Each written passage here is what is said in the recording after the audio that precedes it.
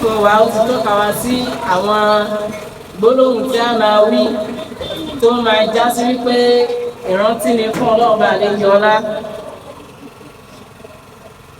But bá ṣe ló rọrùn púpọ̀ yìí àwọn èèyàn àkọọ́lẹ̀ púpọ̀ lórí ẹ̀ níbi ìmárántí ọlọ́run ọba. Àṣetọ́ọ̀ ó ń jẹ́ kó máa le fún wa látàrí ìmárántí ọlọ́run ọba àlejò ọlá. Ó rọrùn púpọ̀ wàláhì mo tún sọ.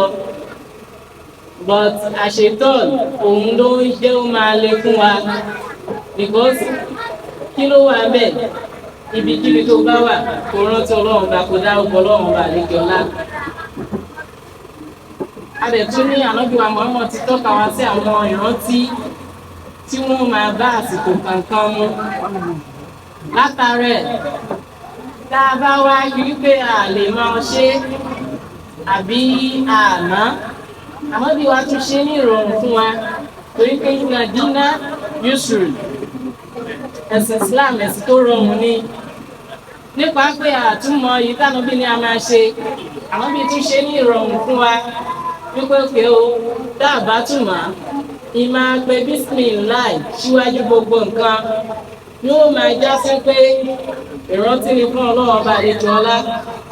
Ìmọ̀ dárúkọ ọlọ́run ọba síwájú tí a tó bẹ̀rẹ̀ nǹkan nígbà tí a bá parí nǹkan láàrin ni níbẹ̀rẹ̀ ni láàrin ni nígbẹ̀yìn ni eléyìí yóò máa jẹ́ ìrántí fún ọlọ́run ọba àlejò ọlá.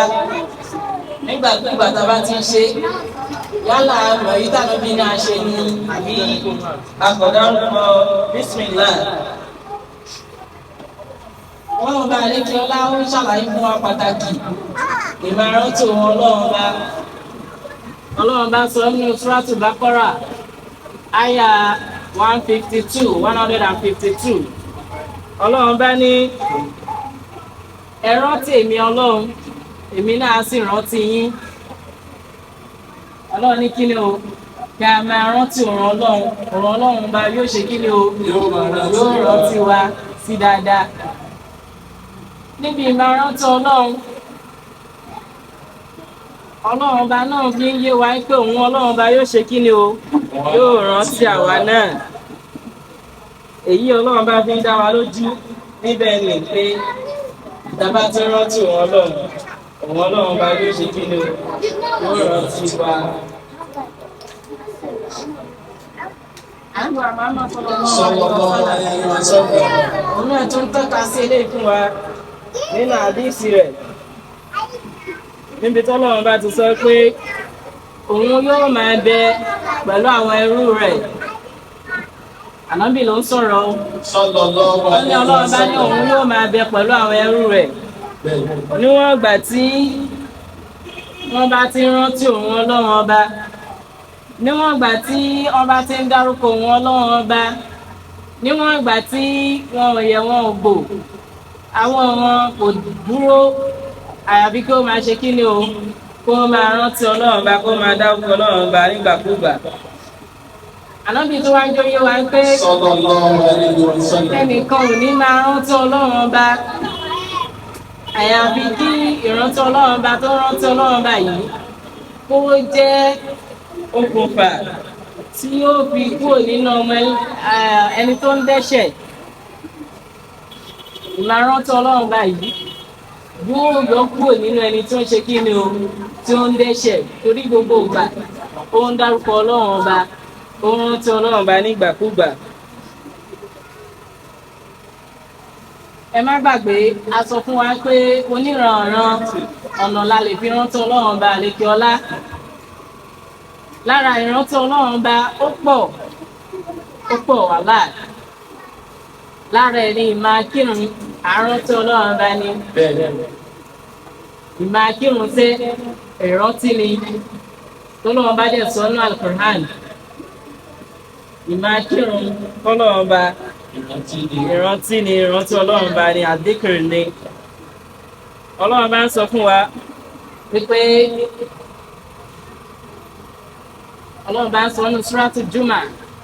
Ọlọ́run bá ní fas'au ila dhikrillah.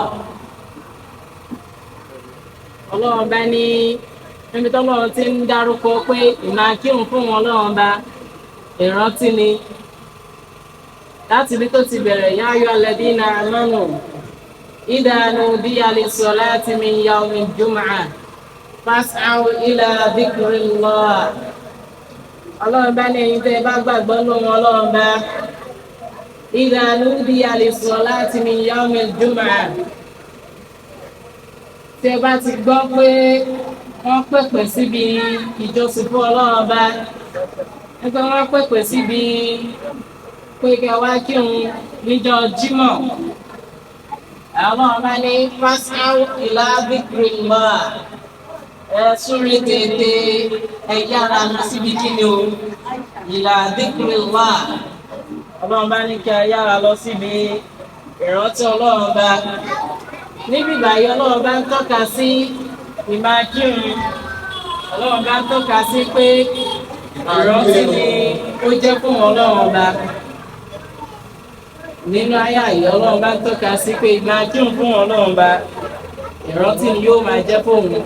Lórúkọ Ọlọ́run bá ti kọ́kọ́ dárúkọ síwájú pé tí wọ́n bá ti pè é pé wọ́n bá ti pèpè sí ìrun fas'aw ila dhikrillah.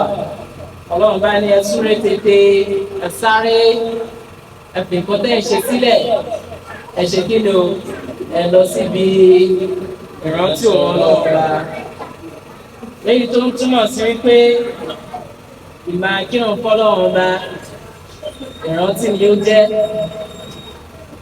Kí a tún sáré rán ara létí ìmáa ròpọ̀ pẹ̀lú àwọn ẹni rere, ìmáa ka tírà wọn, ìmáa gbọ́rọ̀ Ọlọ́run ọba àlékè ọlá gẹ́gẹ́ bí irú ìta wà ń bẹ̀ yìí. Ọlọ́run ọba tún sọ fún wa pé lára ìrántí ni irú eléyìí jẹ́ fún Ọlọ́run ọba. Ìmáa ka tírà àwọn ẹni rere, ìmáa ròpọ̀ mọ́ wọn, ìmáa ṣàkọlé wọn, ìmáa kójọ níbi ìjókòó orú ìta wà ń bẹ̀ yìí tí ṣe ibi tí a ti ń gbọ́rọ̀ Ọlọ́run bá. Ọlọ́run bá ń jóyè wá pé irú eléyìí o ìrántí ni fún Ọlọ́run bá.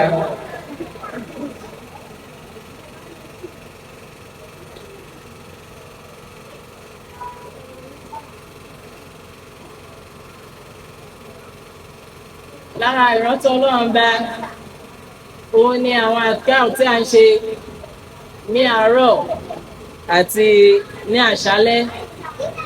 Lára ìrántí Ọlọ́run bá tí a ń sọ ń pẹ̀ yìí òun làwọn gbólóhùn tí Ànábì kọ́ wa kí a máa ṣe ní ìgbàkúùgbà lórí oúnjẹ ni yálà tí a bá fẹ́ wọ ilé ìgbọ̀nsẹ̀ ni. Àwọn gbólóhùn tí Ànábì wa kọ́ wa kí a máa ṣe yìí ó ń jẹ́ ká mọ̀ pé kí ni o ìrántí ni fún Ọlọ́run wa àlejò ọlá.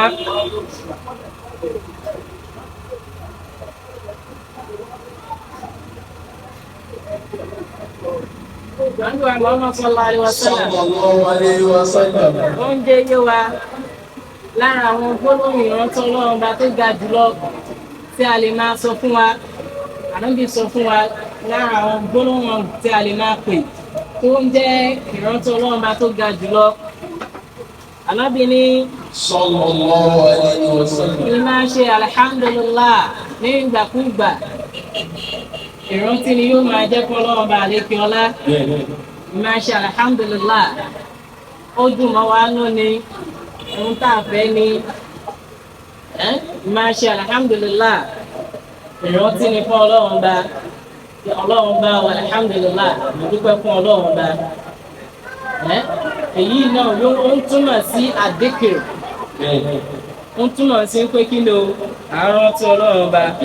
Gẹ́gẹ́ bí a ti sọ fún wa pé ìmáa dárúkọ Ọlọ́run bá síwájú gbogbo nǹkan àbí lẹ́yìn gbogbo nǹkan yóò máa jẹ́ ìrántí. Lára àwọn ìrántí tí a lè mọ́ ṣe subhanallah subhanallah subhanallah. Ó sọ̀rọ̀. Idol.